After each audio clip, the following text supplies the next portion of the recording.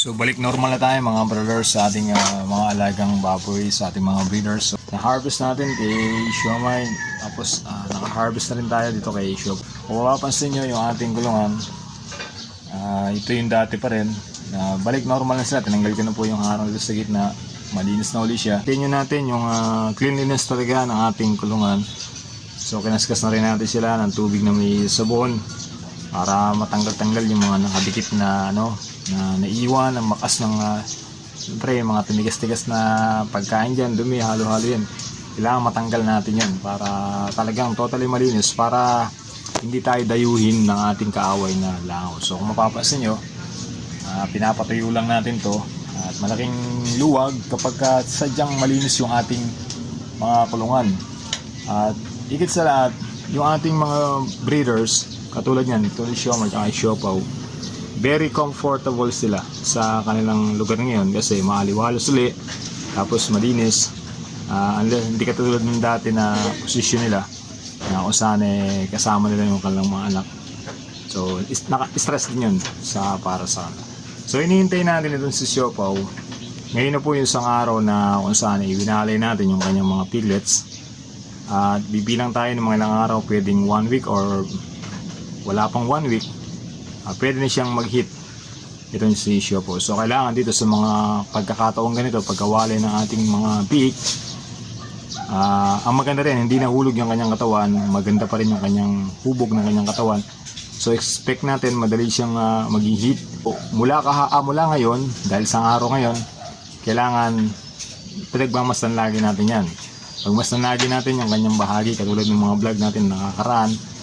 In this week or second day ng panibagong week sa susunod, pwede nating matrace na siya ay muling mag-hit. So pagmamasdan natin, ayan.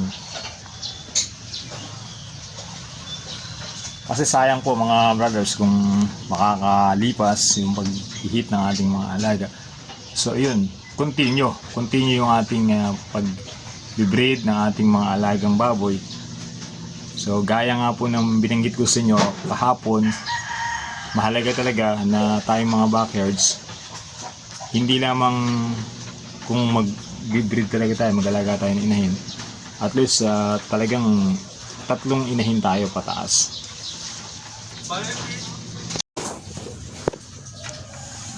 So para hindi nahihinto yung ating pag-aalaga, ibig sabihin naghihintay tayo na mag-hit sila, pero meron tayong mga anak na inahin, ganoon, tapos meron tayong mga baboy. So mas madali tayong kikita ng halaga, kikita tayo ng pera, mas mabilis yun kesa sa katulad nito, yung sistema na ganito. Ito, maghihintay na uli ako kasi ito si Show, may ka-AI lang yan, hindi pa natin sure kung magre-reach siya. Ito naman si Siopaw, hintayin natin yung pag-hit niya. So sa pagkakataong ito mga brothers, nakahinto na yung production kasi wala na tayong harvest. Kaya kung mas better talaga kung 3 siya, maaaring yung pangatlo siya ay nanganak, bagong panganak, or lumalaki na rin yung kanyang mga piglets, malapit na rin natin siyang ibig sabihin dire-diretso yung ating kita po mga brothers. So ganun ang kaya dun sa aking winalay na 8 na piglets, so nakakuha ako ng isa ro na pwede natin dagdag na maging breeder natin sa susunod na panahon. At kung sakaling loobin ng ating Panginoon Diyos na itong si Siomay ay makapanganak, so makakapili din tayo kasi po ang inilagay nating similya rito ay pang inahin talaga. At plano ko rin dito kay Siopaw, lagyan din natin ng magandang crossbreed para makakuha rin tayo ng dagdag inahin pa. So kung makakakuha tayo ng isa rito tsaka tigisa sa kanilang dalawa, susunod nilang panganak, meaning meron na tayong 5 na breeders. So doon sa 5 na yon,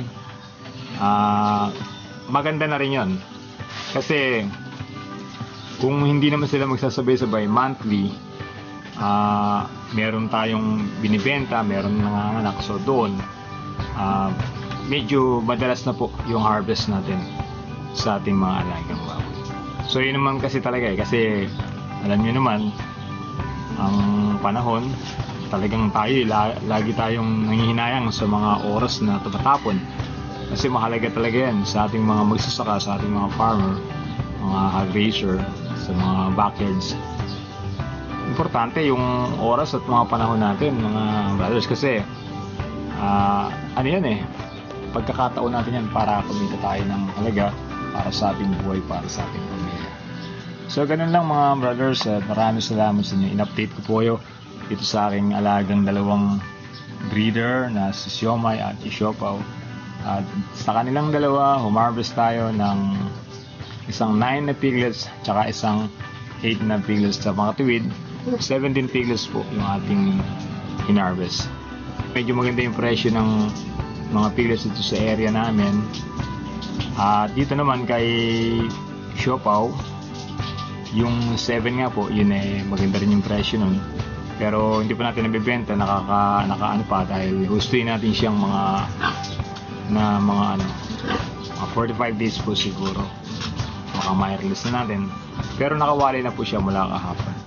So para yung bibili ay ma-impress doon sa ating mga piglets. So yun lang mga brothers, subscribe niyo po yung ating channel, My Brothers Not The Pig. Maraming salamat po sa inyo at marami pa tayong pag-uusapan patungkol po sa pag-alaga natin ng mga hayop, maging sa higit sa lahat yung pag-alaga po natin ng ating mga baboy. Sige po, salamat sa inyo. God bless.